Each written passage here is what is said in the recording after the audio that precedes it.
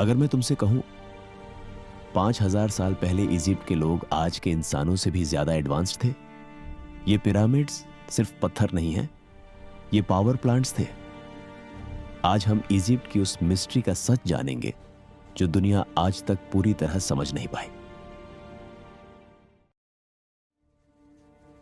आज जब हम मिस्ट्री शब्द सुनते हैं तो हमारे दिमाग में आता है कुछ अनजाना, कुछ छुपा हुआ, कुछ ऐसा जो समझ से बाहर हो। एंशिएंट इजिप्ट के लिए मिस्ट्री का मतलब था सीक्रेट नॉलेज। इजिप्ट के लोग मानते थे जो ज्ञान को कंट्रोल करता है वही दुनिया को कंट्रोल करता है। इसीलिए उन्होंने ज्ञान को सीक्रेट रखा, हर किसी को सब कुछ नहीं सिखाया। साइंस को रिलीजन के अंदर छुपा दिया। इजिप्ट में फेरो सिर्फ किंग नहीं होता था, वो होता था सेक्रेट नॉलेज का रखवाला। उनके लिए साइंस उनको magic, mathematics divine language, technology sacred art. और यही वजह है कि आज इजिप्ट की मिस्ट्री हमें हैरान करती है।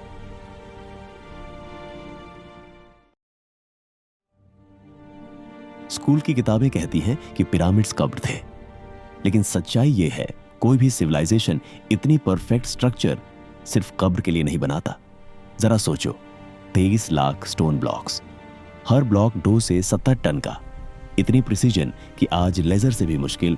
और सबसे शॉकिंग बात, ग्रेट पिरामिड अर्थ के सेंटर के पास बना है।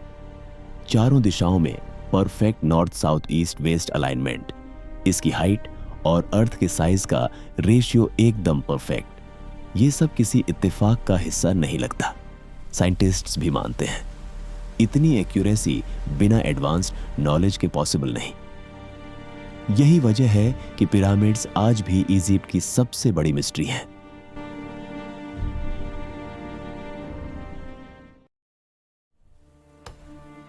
आज के इंजीनियर्स भी सोच में पड़ जाते हैं कि इजिप्ट के लोग ग्रेनाइट जैसे हार्ड स्टोन को मिरर फिनिश में कैसे काटते थे।